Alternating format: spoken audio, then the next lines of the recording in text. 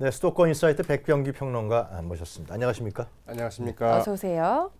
이 지방자치단체가 이렇게 비즈니스를 하고 세일을 하고 마케팅을 하는 거는 잘하는 거죠?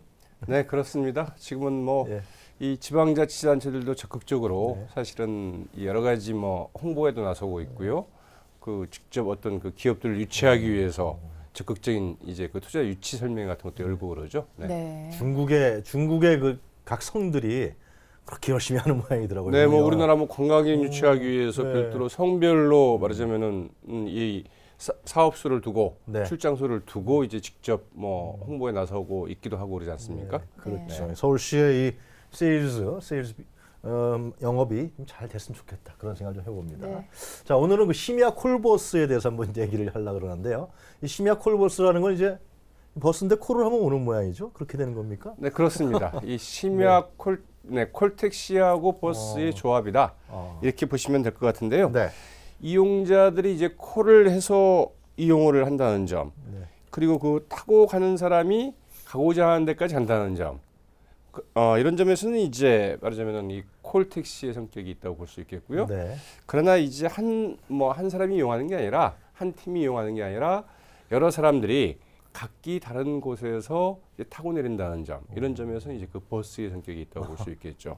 그래서 쉽게 얘기를 하면 이제 그래서 이런 점에서 이 콜택시와 버스의 조합이라고 볼 수 있겠는데, 네.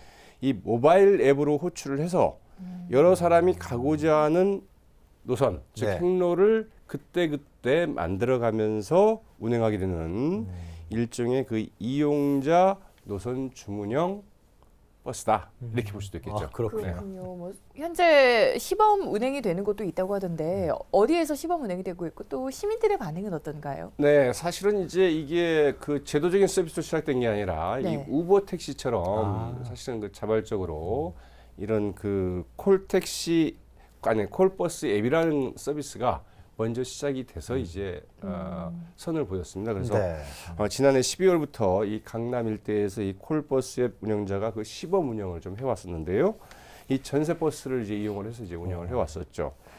일단 그 심야 시간대 그 택시 잡는데 어려움을 겪었던 분들, 네. 이런 분들이나 혹은 뭐 대리 운전자 같은 분들 있지 않습니까? 그래서 이제 그 심야에 교통수단을 이용을 해야 되는데 네. 좀 택시보다는 저렴한 비용으로 좀 이용하고자 하는 분들한테 상당히 좋은 이 호응을 좀 얻었다고 하죠.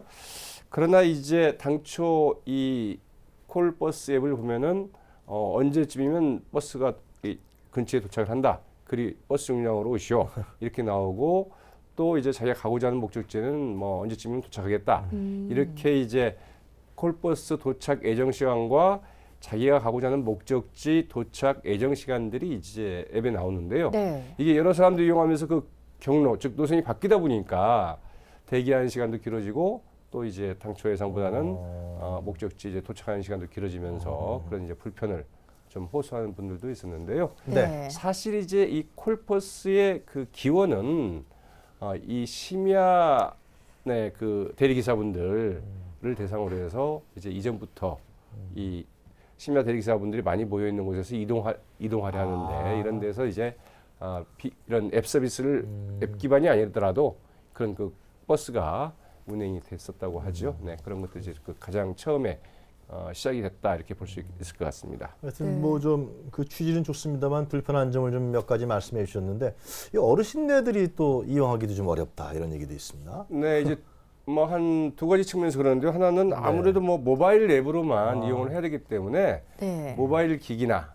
혹은 뭐 이 앱 사용에 그 익숙치 않은 나이 드신 분들은 좀 이용하기 어렵다. 뭐 이제 이런 얘기들이 나오는데요. 네. 또 하나는 이제 시간대로 보더라도 심야 시간에 이용을 하는 거거든요. 그렇기 네. 때문에 뭐 사실은 어르신분들이 이 시간에 이동할 일이 그리 많지는 않기 때문에 사실 뭐 그러네요. 이용하기 어렵다기보다는 이용자 수가 기본적으로 이제 적다고 봐야 되겠죠. 네. 그렇군요. 뭐 이 심야 콜버스 같은 경우에 시민들은 크게 환영을 했지만 처음에 좀 우려되는 부분이 있지 않았습니까? 무엇보다도 택시 업계가 굉장히 반발했던 걸로 기억이 나는데요. 네, 그 택시 업계에서는 뭐 아주 극렬 반대를 했었죠. 네. 네, 이렇게 되면 뭐 어쩌라는 말이냐. 물론 이제 그 심야 시간대에 아주 그 심야 시간대 일부 시간에 이 택시 잡기가 굉장히 힘든 건 사실이다. 그러나 그렇죠. 그 시간 말고는 대부분 지금 택시 공급이 과잉이라고 그러는데 네. 심야 이제 콜버스까지 운영을 하면은 그나마 이제 그 심야 시간대에 좀 그래도 그 좀 이 수익을 좀 이 운행 거리가 좀 있어서 이 수익을 좀 올려왔던 택시 기사들 또 택시 업체들 택시 업계는 도대체 어떻게 살라고 그러느냐 하면서 굉장히 크게 반발을 했었는데요. 네. 그러나 이제 이 국토교통부에서 나름대로 이 절충점을 찾아서 택시 업계 그 반발은 좀 크게 좀 수그러든 것으로 이렇게 보이죠. 네. 네. 어떻게 찾았습니까? 뭐 네, 그렇습니다. 절충점을 일단 찾은 그 택시 사업자와 버스 사업자에게만 네. 이 심야 콜버스를 운영할 수 있는 한정면을 이제 주기로 이렇게 좀 한정면을 주는 했습니다. 그래서 방식으로. 그래서 앞으로 이 대형 택시로 분류될 이 13인승 이상 그 승합차가 이제 새로 나오게 되는데요. 네. 이것을 이제 그 콜버스 기종으로 이제 선정을 했습니다. 그래서 이 택시 업계와 이제 버스 업계가 버스 운송 사업자가 같이 이제 그 콜버스를 좀 운영할 수는 있겠습니다만 그러나 아마도 주로 이 택시 업계에서 이 네. 콜버스를 주로 마지막 운영하게 되지 않을까 이런 이제 예측이 좀 많이 있죠. 버스 업체에서 그런 불만 삼지 않나요? 네, 버스 업체에서는 그러나 이제 이 부분이 과연 이제 그 수익성이 있느냐 여러 가지 좀 따져봐야 그렇지. 되고요. 이런 네. 부분들이 하나 있고요. 또 그 심야 버스를 좀 운영하고 있지 않습니까? 아. 네, 그래서 택시 사업자로서는 이 부분이 그렇게 썩 매력 있는 분야다 이렇게 보기에는 좀 쉽지 않은 부분이 있고요. 또 이제 운영 기종 자체가 네. 이 콜버스 기종 자체가 그 13인승 승합차 아니겠습니까? 네.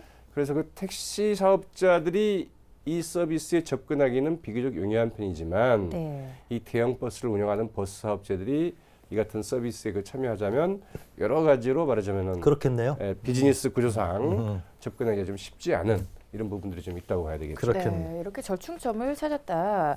그리고 또 최근에 국토교통부가 심야 콜버스 운행을 전면 허용을 했습니다. 이쯤에서 국토교통부가 심야 콜버스 운행을 전면 허용한 배경이 무엇인지도 좀 짚어볼 필요가 있어 보이네요. 네, 뭐 도입 배경은 뭐 크게 이제 그 세 가지로 나눠서 볼 수 있을 것 같은데요. 네. 하나는 이제 심야 택시 잡기 어렵다는 점이 가장 이제 큰 이유라고 봐야 되겠죠. 그러다 보니까 이 구조적인 문제인데요. 특히 이제 그 서울 시내에서는 한 그 밤 11시 반부터 새벽 한 1시 반 정도까지 여기에 서울 시내 그 중심지에서 택시를 잡으려면 그야말로 전쟁입니다. 네.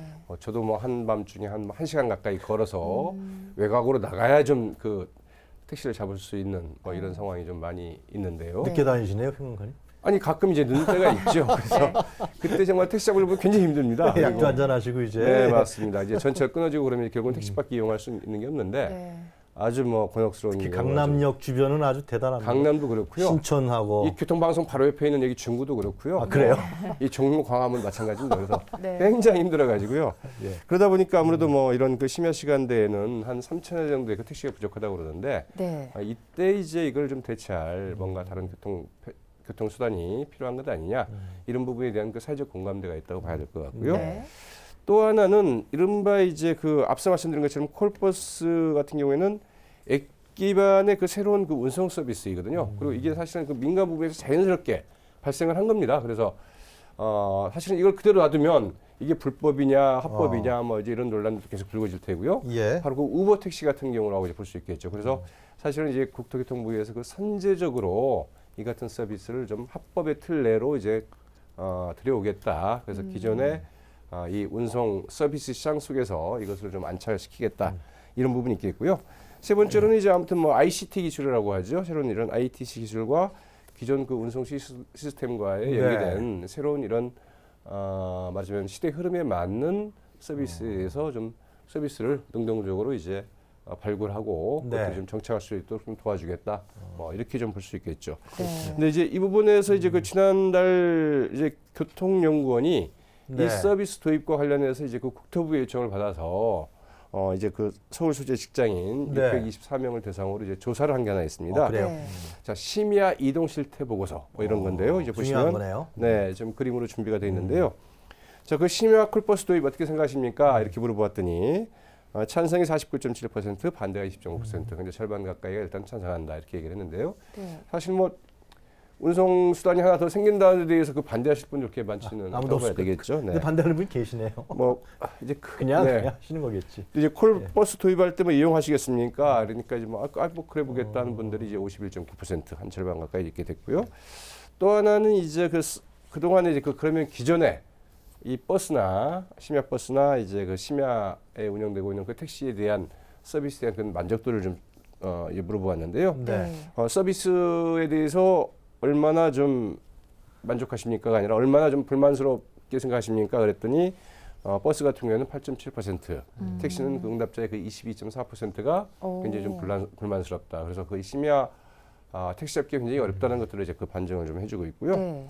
그러면 이제 그 택시 같은 경우에 도대체 그 어떤 점에서 불만스럽냐 이렇게 물어보았더니 승차 거부가 제일 많았고 그다음에 불친절 이 난폭 운전 순위인데 승차 거부가 무려 그 41.7%였습니다. 이것도 역시 이제 그 심야 이동 실태 보고서 그러니까 심야 시간대에 이제 이용에 대해서 물어본 거죠. 그러니까 네. 심야 시간대에 그 택시 잡기 어렵고 그때 이제 가자 하면은 방향이 다르면 안 태우고 그렇죠. 그냥 가버리죠. 그래서 네.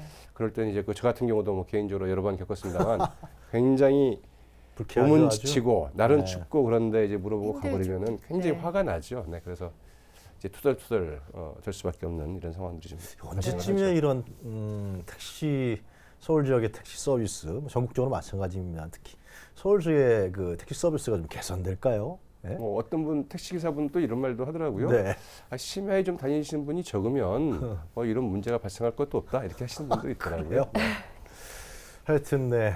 그래서 하여튼 이제 국토부가 이제 심야 콜버스 운행, 콜버스 운행 다음 달부터 시작하는 거죠.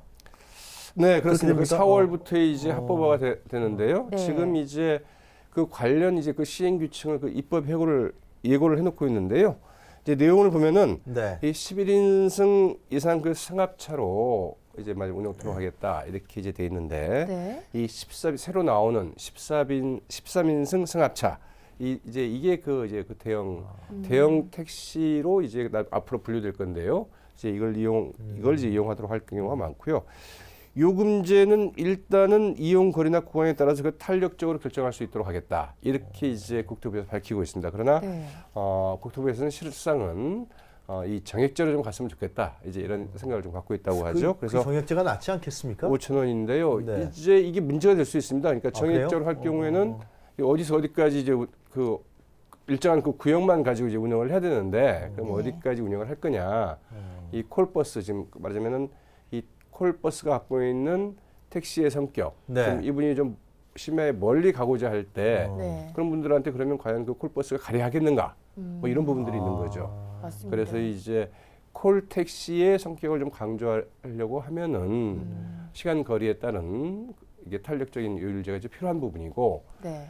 버스의 성격을 더 강화를 하면은 이제 그 정액제로 가야 되는데 그 일장일단이 있다고 이제 봐야 되겠죠. 이건 뭐 이게- 시행착오를 좀 겪고 난 다음에 정착이 되겠죠. 네, 이게 정액제냐, 거리 시간 탄력제냐 여전히 쟁점으로 남아 네, 있는 그리고 시간대도 상황인데요. 이제 그 오후 10시에서 이제 오전 4시까지 이렇게 보고 네, 있는데요. 운행 시간대와 택시 그러니까 업계에서는 요금이 이제 자정부터 오후 4시 오전 4시까지만 해야 된다. 뭐 이제 네. 이런 주장을 펴고 있기도 하죠. 근데 이 요금 규제에는 자율성을 줘야 하는 게 아니냐 이런 목소리도 상당한 상황이거든요. 네, 맞습니다. 이제 그 택시 업계나 이제 버스 업계에서 만약 운영을 한다면 네. 이 요금 자율성을 좀 줘야 된다. 이제 거리 시간 그 탄력제 같은 걸 좀 도입을 해야 된다. 이렇게 얘기를 하고 있고요. 또 앞서 말씀드린 것처럼 이제 이 서비스를 어떻게 운영할 거냐, 네. 서비스의 기본 방향에 따라서 사실은 이제 어떤 게 맞느냐, 이제 이런 것들은 달라질 수 있겠죠. 이 택시 업계 이제 반발 같은 경우도 이제 상당히 있을 수 있는데 네. 만약 그 앞서 말씀드린 것처럼 그 일률적으로 정액제를 이 정액제로 하게 되면은 이제 그 이 서비스를 운영할 수 있는 뭐 택시 업계나 버스 사업자들이 이제 반발할 가능성이 좀 있다고 좀 볼 수도 있겠고요. 네. 또 그 이용자 편익 문제에서도 이제 과연 뭐가 맞겠느냐 이런 부분들이 좀 문제가 될 수 있겠죠. 이 요금이 제가 언뜻 드는 생각인데 택시처럼 뭐 기본 요금 있고 그다음에 플러스 알파 요금이 있고 뭐 그렇게 가지 않을까 싶기도 하네요. 좀 멀리 가면 한 1,000원, 2,000원 더 주고. 네, 아니 그러니까 지금 이제 사실은 지금 앞서 말씀드린 지난 12월부터 그 시범 운영을 해왔던 이 콜버스 앱 이 서비스 업체들은 원래 이제 그 3월부터 유료화를 이제 시도를 했는데요. 네. 네. 그 유료화는 그렇게 되어 있습니다. 네, 그 심야 택시보다는 기본 요금을 싸게 하고 또 역시 그 거리 요금제를 이제 도입을 해서 네. 거리에 따라서 이제 더 받도록 하는 이런 시스템을 도입을 했는데 네. 물론 이제 그 역시 그 택시보다는 좀 저렴한 요금으로 이용할 수 있도록 이런 그 제도를 이제 도입을 했었는데요. 이제 앞으로 이게 어떻게 확정이 될지는 좀 지켜봐야 될 것 같습니다. 그렇군요. 그 저 문제는 어떻게 돼가고 있습니까? 심야 콜버스 면허 사업자 문제. 네, 이제 이 부분이 지금 논란이 됐던 게 앞서 말씀드린 것처럼 사실 처음 이 콜버스 앱 서비스를 제공한 이 사업자 같은 경우에는 이 콜버스 앱을 개발을 해서 네. 전세 버스를 이제 이용을 해서 서비스를 해왔거든요. 그러다 보니까 또 지금 일부 언론에서도 이 전세 버스로 운영을 해왔는데 결국은 택시 사업자와 버스 운송 사업자만 좋은 일 시켜주는 것 아니냐. 이분들한테만 더 이제 또 이런 어떤 새로운 서비스의 어떤 대중교통 서비스의 네. 기회를 제공을 하고 다른 부분은 진입을 막는 것 아니냐. 이런 이제 문제 제기를 했었죠. 그러나 이제 국토부는 전세 버스도 이제 여기에 포함시킬 수 있는데 문제는 그 전세 버스 같은 경우에는 사실은 그 지입 차량들이 많다는 거거든요. 지입 차량이 전체 전세 버스의 뭐 한 절반 정도가 된다. 많게는 뭐 70%에서 80% 정도에 이른다 이렇게 돼 있는데 이렇게 될 경우에 사실은 이제 그 운전자의 그 관리가 안 됩니다. 이분들이 뭐 아침에는 오전에는 뭐 출퇴근 오전 오후에는 출퇴근 버스를 이제 운영을 하고 네. 또 심야에 또 다시 이런 그 콜버스 같은 거 운영을 하게 된다면 말하자면 그 승객 안전 관리에 상당히 좀 문제가 있을 수 있다. 이래서 이제 이 부분은 좀 제의를 했다고 하죠. 네, 뭐 이야기를 들어보니까 심야 콜버스 운행까지 참 여러 가지 문제를 해결을 해야 되겠습니다.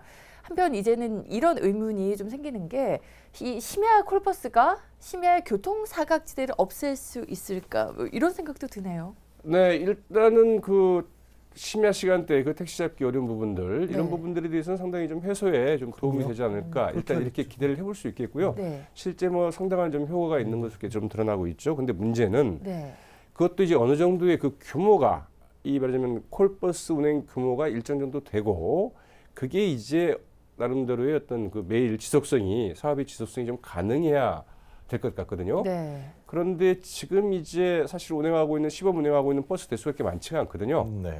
그런데 이 심야 시간대에 이 택시를 잡으려 하는 분들, 즉 그 콜버스를 이용하시는 분들이 상당히 좀 많다고는 하지만 그게 네. 사실은 심야 시간 특정 시간대 한두 시간 정도의 그 집중이 돼 있습니다. 그러네요. 그러다 보니까 과연 콜버스를 운영한다고 그럴 때 이 콜버스 사업자들한테 생각만큼 기대했던 만큼 아니면 매출이나 수익이 보장될 수 있을지 하는 문제도 사실은 그 논란이 될 수가 있습니다. 그렇게 될 그렇겠네요. 경우에는 오히려 사실은 그게 많이 일부 뭐 해소는 되겠지만 물론 일부 해소는 되겠지만 이 생각했던 만큼 이런 그 효과나 기대를 좀 기대하기 어려울 수도 있다.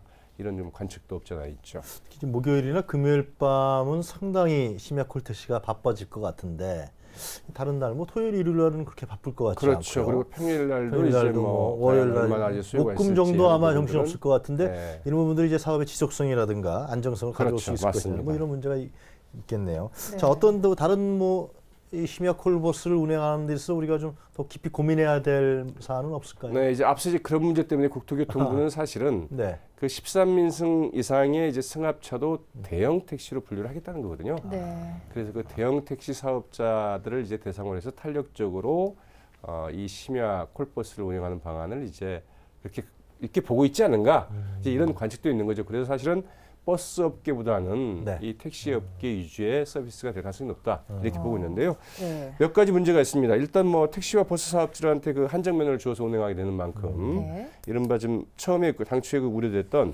이 사고 시에 대비한 뭐 보험 문제 같은 것은 뭐 자동으로 좀 해결이 될 것 같고요. 또 이제 요금제 문제가 있습니다만 앞서 말씀드렸던 네. 그러나 이제 이 부분들은 어떻든 뭐 협의를 통해서 이제 결정이 된다고 봐야 되겠죠.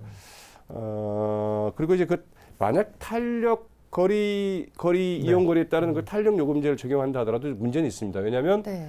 이건 노선이 정해진 게 아니고 또 이제 그 여기에 콜버스를 이용하신 분이 혼자 자기가 가고자 하는 대로 바로 직행하는 게 아니라 여러 사람들이 중간에 그 타고 내리거든요.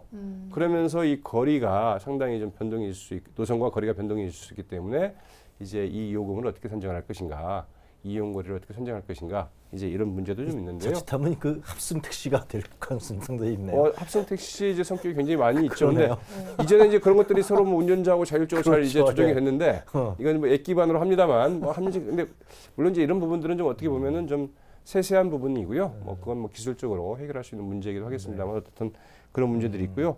가장 이제 중요한 문제는 앞서 말씀드린 대로 이 서비스가 과연 적정한 수요를 이제 소화를 해나가면서 이제 정착될 수 있겠느냐라는 부분이 가장 중요한 부분일 텐데 여기에서 이제 그 불거지는 또 하나의 문제는 그 택시 이용자에 비해서 이 택시 공급이 많다는 이유로 지금 택시 그 감차까지 이제 추진을 하고 있지 않습니까? 네. 이런 상황에서 별도의 이제 변형 택시 서비스를 도입하는 것이 과연 앞으로 장기적으로 좀 바람직하냐 하제 이런 문제도 저희가 한번 좀 생각을 좀 해봐야 되겠죠. 마지막 문제 짚어주신 부분들이 제일 고민될 것 같네요. 아무래도. 네, 맞습니다. 오히려 이제 굉장히 서로 좀 여러 가지 이 복잡한 글쎄 말이에요. 서비스들이 이제 멈춰서 맞으면 정리를 해나가기 더 힘든 이런 상황이 좀 될 수도 있기 때문에 이런 부분들도 같이 생각을 한번 해봐야 될 것 같습니다. 맞습니다. 심야 콜버스 긍정적인 효과들이 기대가 되지만 여러 가지 문제점들도 있는 만큼 그 과제 해결이 중요해 보입니다. 오늘은 백병규 평론가와 이야기 나눠봤습니다. 오늘 도움 말씀 고맙습니다. 네, 고맙습니다.